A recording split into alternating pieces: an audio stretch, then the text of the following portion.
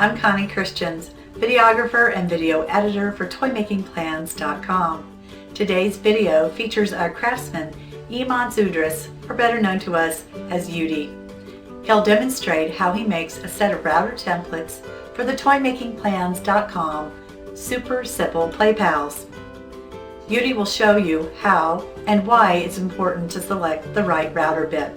He'll share some time-saving tips, and he'll also demonstrate how to use a router mounted on a router table safely and with confidence. We hope you'll find this video very helpful as you go forward in making router templates for your own downloaded toy plans. And I want to thank Yudi for the abundance of excellent content he provided for this video.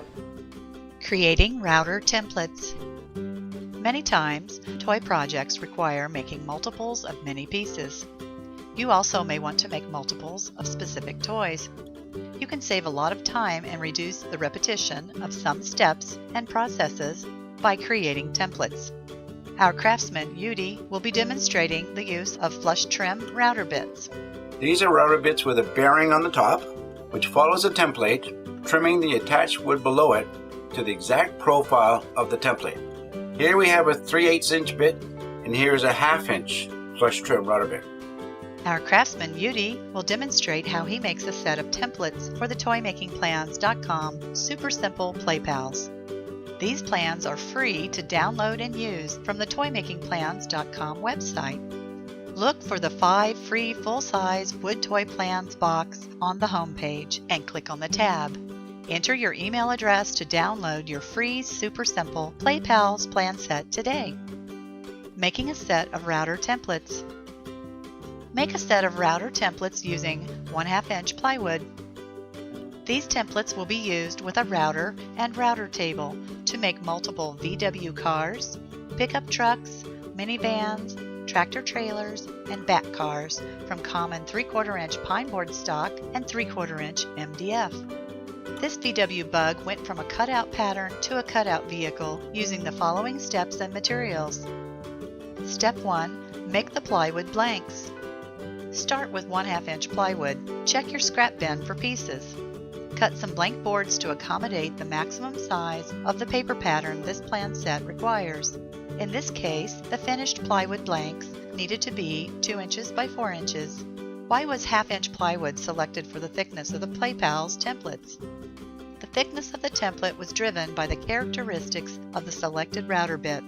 A bearing-mounted flush trim router bit is required. This is a bit that has a bearing attached to one end.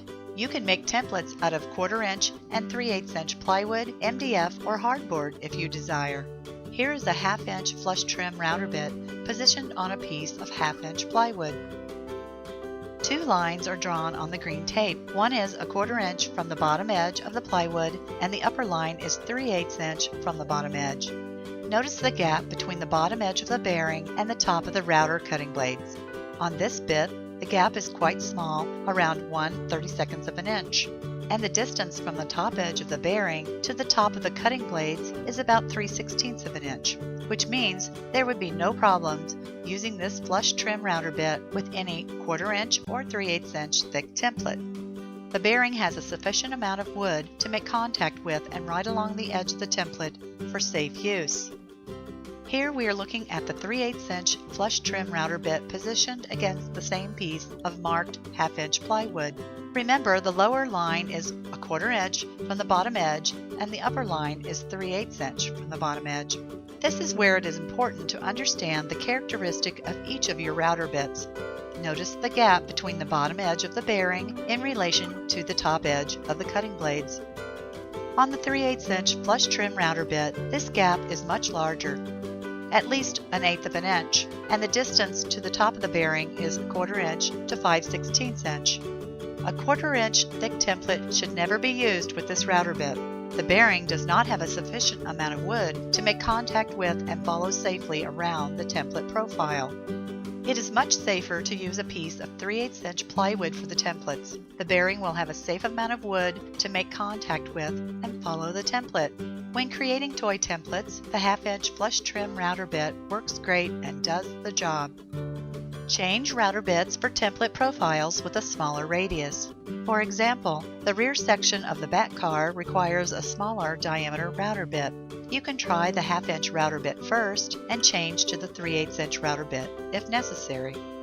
Safety is the main reason these templates were made from 1/2 inch plywood, plus the fact Udi's scrap bin had no 3/8 inch stock. He only had 1/2 inch. It's very important to always remember it's safety first when freehanding stock on the router table. Step 2. Preparing the blank for the paper pattern. And here's Udi with a tip.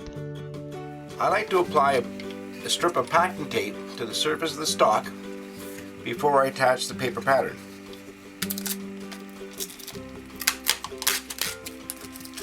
I find that the packing tape provides and acts as a lubricant for the scroll saw when we are cutting. When it comes time to remove the paper pattern, I find it much easier to peel the paper pattern and the packing tape off at the same time.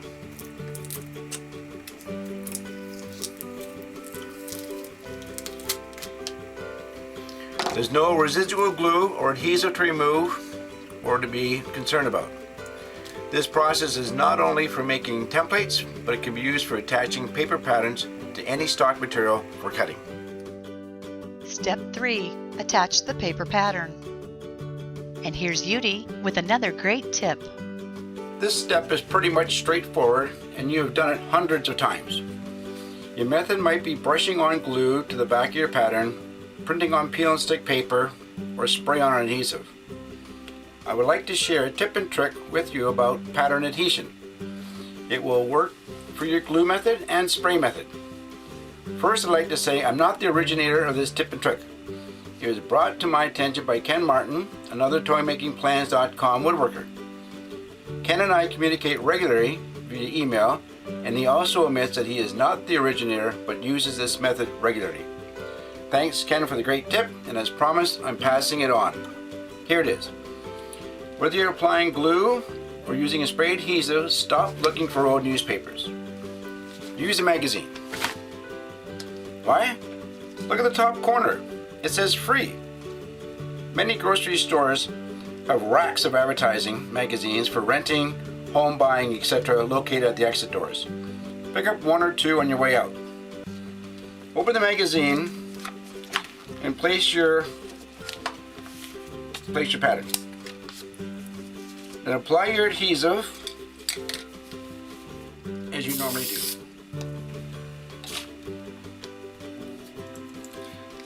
Then attach your adhesive as you normally do to your template wood blank.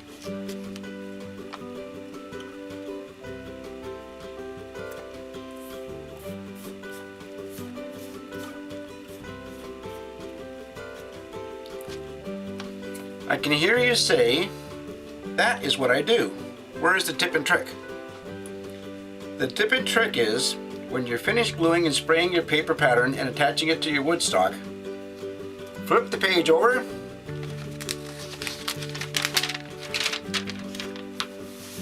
now you have a clean surface to apply glue or spray adhesive to another pattern. When all the pages are stuck together, discard the magazine and start a new one. No cost to you. Remember, the magazines were free. You've eliminated that pile of old newspapers in your workshop. You did not have to remember or find a clean spot where you have previously applied glue or spray. You can use the magazine for painting jobs also. Step 4. Cut the template pattern. The VW Bug router template has been cut using the scroll saw. The template has been sanded to ensure a smooth edge for the bearing of the flush trim router bit to follow. But there are a couple of other things you can do to this template at this stage. Using a 5/64 inch drill bit, drill holes in the template where the center of the axles will be and the center location for the vehicle's window.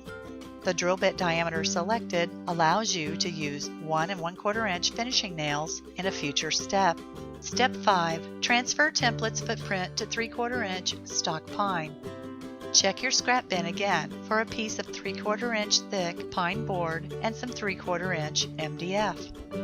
Rather than adhering cutout paper patterns to stock wood, save time by tracing the template footprint of the VW Bug multiple times. Multiple patterns can be quickly laid out for the best usage of the wood and preferred grain directions, reducing waste. If you know you will be making many of these toys, a solid template will come in handy for quick rebuilds. Step 6. Cut out rough shape. Using the bandsaw, a rough outline of the VW Bug can be cut out quickly. Extra cutouts can be made while at the bandsaw. This is a real time saver. Why not use the scroll saw to do the rough cuts? Because we're making router templates. If a scroll saw is used, you might as well follow the line and cut the finished product. While a little more time will be required to sand the cut profile edges, the bandsaw is a wonderful tool for rough cutting outlines. It cuts through thick stock with little effort.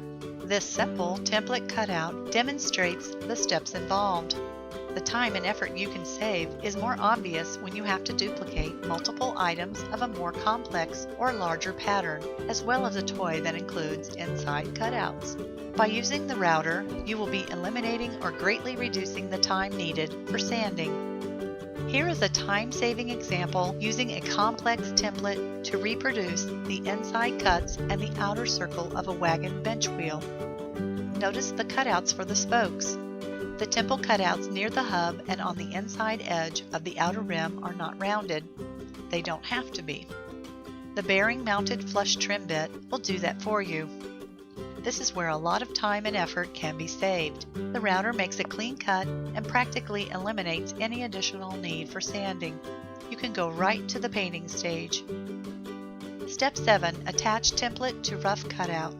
Attaching the template is quite simple. A couple strips of double-sided tape does the job. The template is now securely mounted to the rough VW Bug cutout. Notice the ledge of visible wood around the entire template. When mounting the VW Bug template, a few more minutes were spent mounting the remaining Play Pals templates too.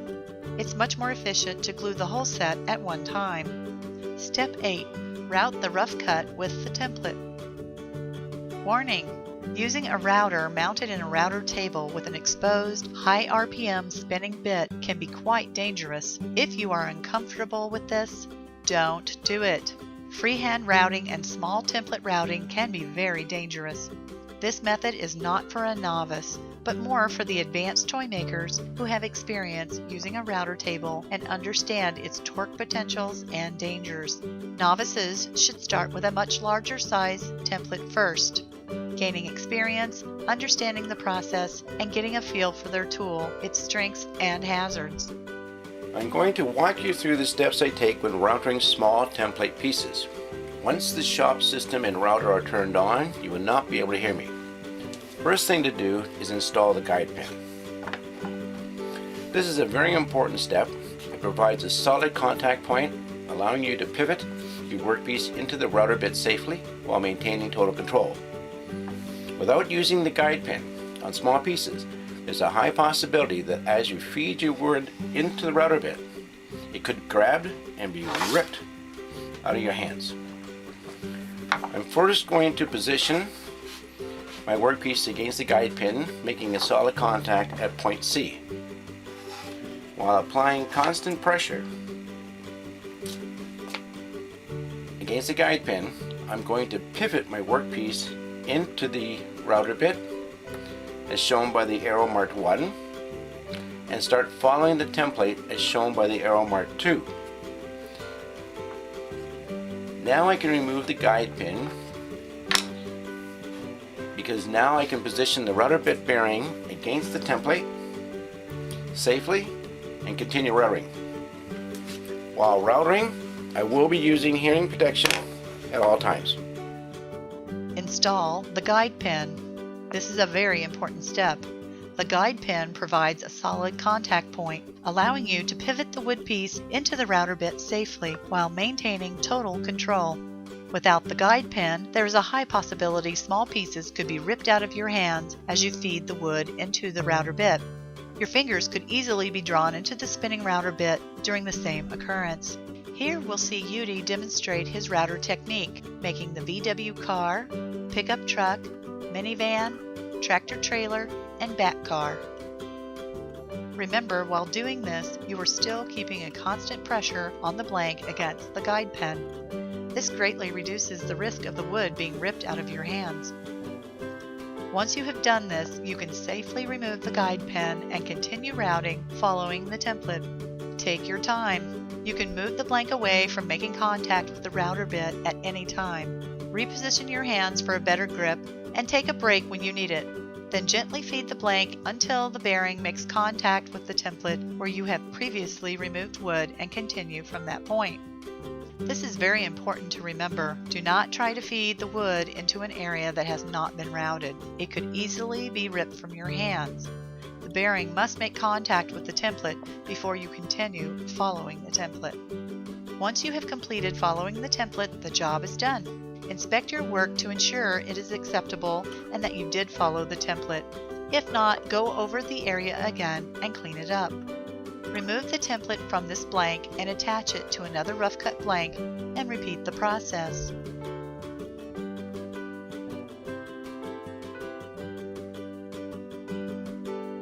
Here is the result of this procedure and a previously routed rough cut blank. Step 9. Mark locations of axle and window holes.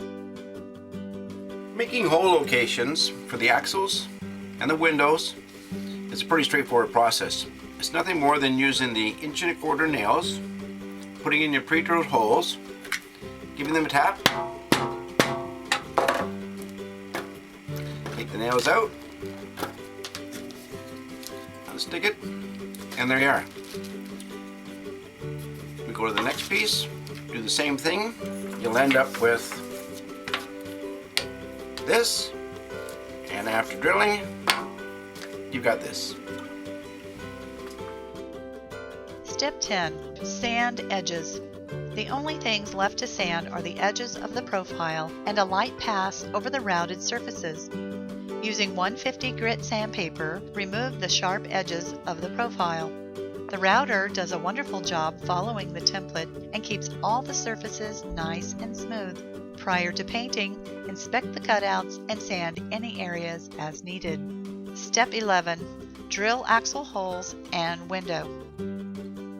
Drilling small holes in MDF and pine stock is pretty straightforward. You've done it hundreds of times. The only trick to remember is that you always use a flat backer board. This helps eliminate any tear out as you're passing through the wood that you're drilling. Each time you drill a hole, move your workpiece to a new location on the backer board. Try not to drill through and into an existing hole. That defeats the purpose of the backer board. You will know when you have drilled through the piece and are beginning to drill the backer board because the wood chips of the backer board will spiral up and out of the hole. Usually these wood chips will be a different color. If there is any tear out after drilling the axle holes, this is not a big deal. The wheel will hide this small imperfection. But tear out after drilling a window detail is not a result you want to see. That is why you must drill from both sides of the cutout. I have elected to keep the windows in my PlayPal vehicle set simple. I'm using a 1/2" Forstner bit. I've adjusted the drill stop so it just pierces the backer board. This way I can flip the vehicle over, there'll be an indent hole, and I can continue from there for a clean, sharp hole. Yudi experienced a little problem with the depth gauge not holding its position. He had to re-drill a couple of times after readjusting the depth stop gauge, but the hole was nice and clean with no tear out. If a straight drill bit is used instead of a Forstner bit, it might help to pre-drill a small hole, as in the template, for the window's location. You can use a 5/64" drill bit. Drill completely through the cutout. Don't be concerned about tear out, but still use a backer board. This will allow you to drill the window detail from one side, about halfway through the thickness of the wood. Flip the wood over and let the 5/64" hole on the other side guide the tip of the drill bit into position and continue drilling from this side. If your guide hole was drilled correctly, you will have a perfectly located and drilled window detail. Step 12. Results.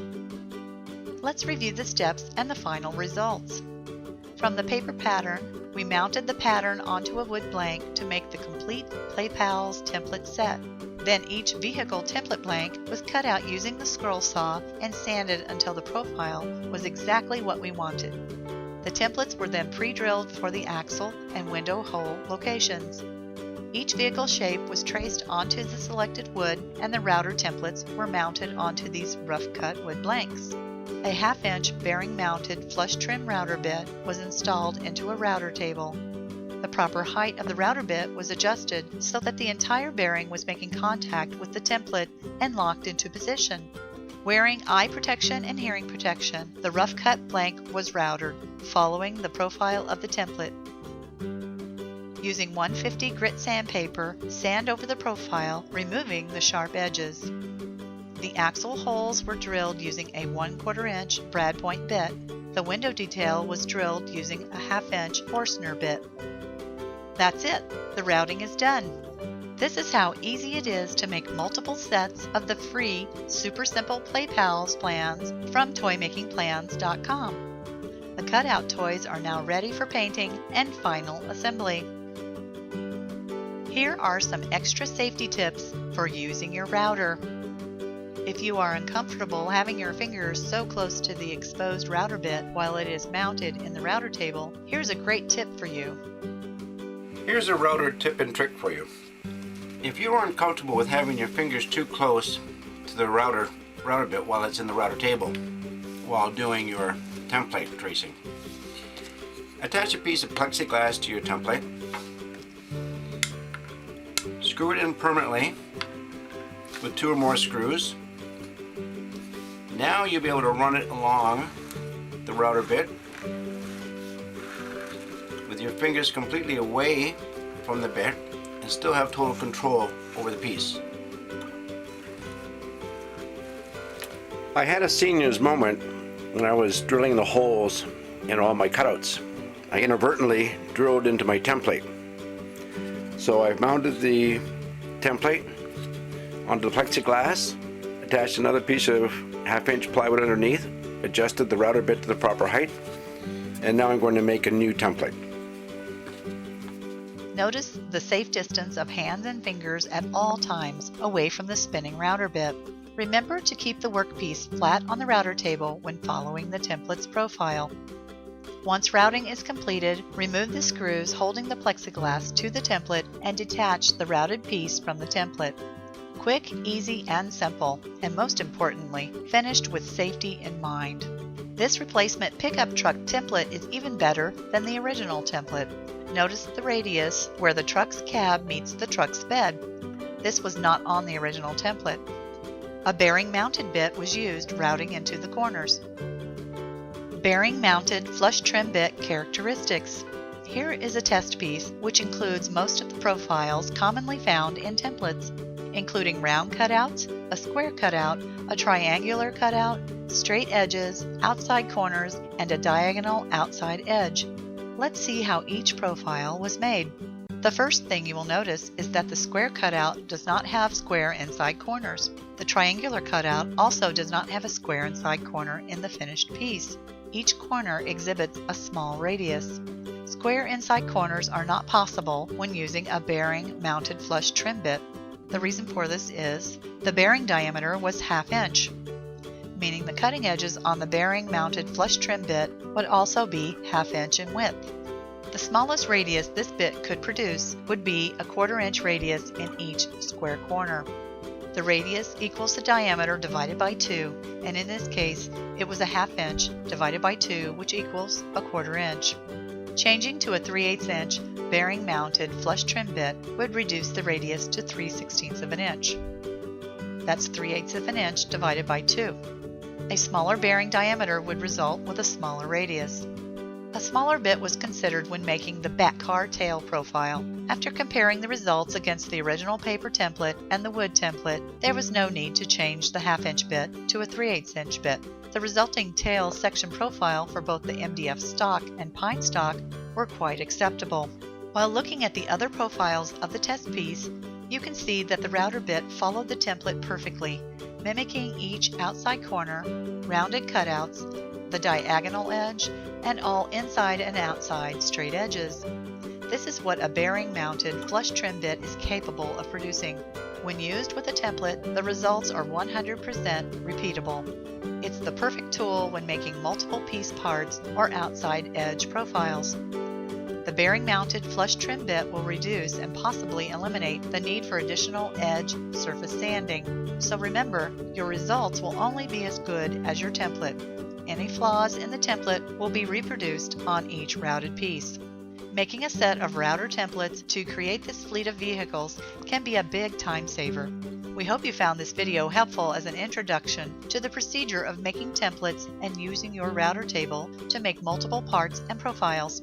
Download your copy of ToyMakingPlans.com Super Simple Play Pals to make your own fleet of vehicles. Thanks for watching. We're ToyMakingPlans.com. We serve a worldwide community of toy makers who make toys for fun, for profit, and for charity. Please visit our website often for special promotions, our weekly new toy plan releases, and subscribe to our free Wood Toy News e-zine. I'm Connie Christians, videographer and video editor for ToyMakingPlans.com. Thanks for watching today, and happy toy making!